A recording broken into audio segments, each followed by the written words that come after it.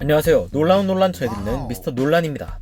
알리 징계 소식부터 무리뉴의 손흥민 비체까지 오늘도 바람잘날 없는 토트넘 소식으로 들어가 봅시다. 토트넘은 6월 20일 맨유전을 치른 뒤 6월 24일에는 런던의 라이벌 웨스트햄을 만나며 어쩌면 이번 시즌과 다음 시즌의 향방을 결정지을 2연전을 기다리고 있는 상황입니다. 현재 8위로 갈 길이 먼 토트넘은 잃었던 케인과 손흥민 듀오의 복귀를 통해 시즌 최고의 반전을 꿈꾸고 있죠. 그런데 여기다 찬물을 부어버린 사건이 등장했습니다. 델레 알리가 2월 6일 자신의 SNS에 올렸던 동양인 비하가 문제가 되면서 맨유전 경기를 놓치게 되었습니다.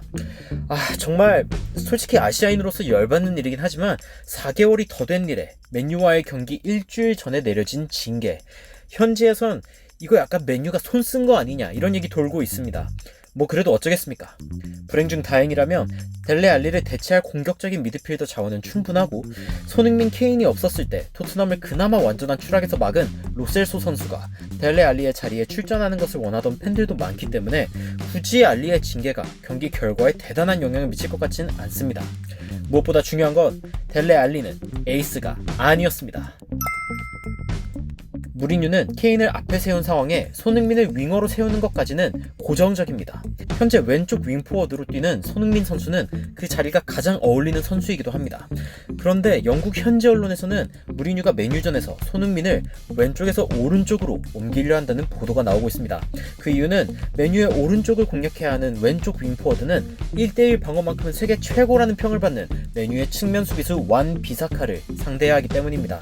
손흥민이 왼쪽이 아닌 오른쪽으로 자리를 옮길 것이란 의견이 더욱 설득력이 있는 이유는 맨유의 반대 측면 수비수가 맨유 수비 중 유일하게 불안하다 여겨지는 루크쇼이기 때문입니다. 무리뉴가 루크쇼를 상당히 많이 비판하기도 했죠.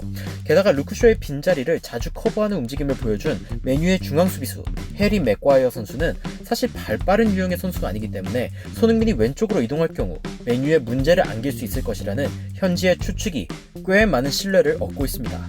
결국 현지 언론의 주장은 토트넘 입장에서 차이를 벌릴 수 있는 방법이 바로 EPL 최고 수준의 윙어 손흥민을 활용하는 방식에 달렸다는 건데 저번 경기 때는 미드필더진부터 벌써 압도당한 토트넘이었기에 과연 이번 경기에는 토트넘의 미드필더진이 길을 펼 수 있을지 그리고 손흥민이 차이를 만드는데 공헌할 수 있을지 손흥민에게 만약 기회가 온다면 과연 이를 살릴 수 있을지 이 정도가 관건이 되지 않을까 싶네요. 무리뉴는 이제 변명할 거리가 없습니다. 원하던 시간, 원하던 자원들이 모두 모인 상황. 프리시즌에 칼을 갈겠다던 무리뉴는 유례없는 미드시즌 트레이닝에 몰두하며 다가올 EPL의 9개 경기에서 챔스 티켓을 노리게 되었는데요. 맨유전을 지면 다 끝이라는 말은 토트넘 입장에서 과장이 아닙니다. 하지만 그렇다고 무리뉴가 비기려 하지도 않을 것입니다. 토트넘이 수비에 비중을 둔 3백에 손 케인 투탑 조합보다는 4-2-3-1 포메이션으로 맞불을 놓을 것이 예상되는 이유입니다. 토트넘 입장에선 무조건 이겨야만 하는 경기, 케인은 남은 경기 중 7에서 8경기를 승리해야 구단의 이번 시즌 목표를 이룰 것이라고 말하기도 했습니다. 하지만 맨유의 분위기는 아직 벼랑 끝의 토트넘보다는 조금이나마 여유가 있어 보이는 모습인데요.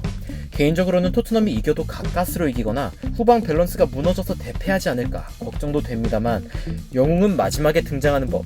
과연 리그 말미 위기에 처한 토트넘을 구하기에 너무나 적절한 타이밍에 복귀한 손흥민은 영국 언론이 지목하는 유일한 희망으로서 어떤 플레이를 펼칠지 기대해보며 영상 마치도록 하겠습니다. 지금까지 놀라운 논란 전해드리는 미스터 논란이었습니다.